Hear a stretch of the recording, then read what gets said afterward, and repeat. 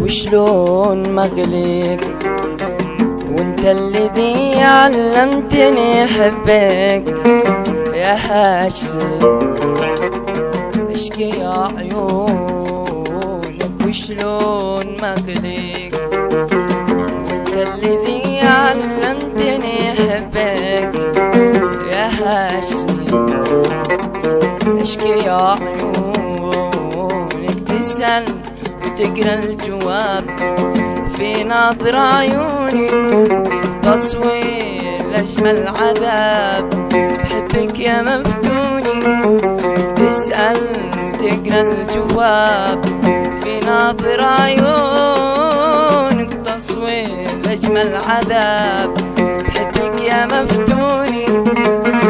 وشلون مغلق وشلون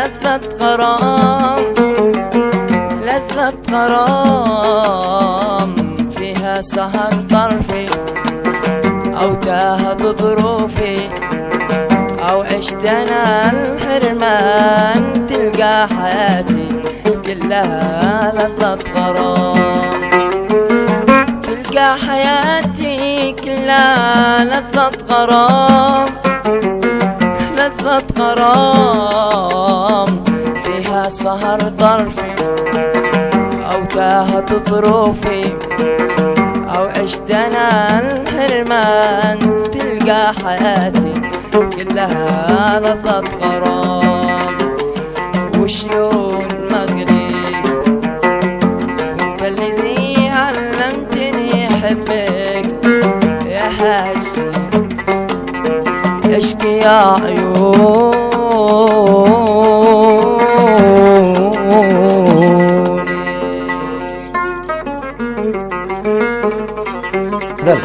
وشلون مغلق اما نعزف لي يا اخوان ان شاء الله عليك، عزف لي. طيب طيب اعزف لي، شغلني معك.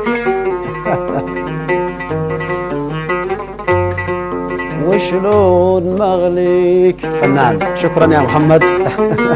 طيب مشاهدينا الكرام، في الفقرة الفنية اليوم حاولنا بأنه نستضيف لكم فنان لأول مرة على قناة اليمن، ومن حق هذا الفنان أنه يكون موجود بين الناس وفي الحفلات وفي المناسبات.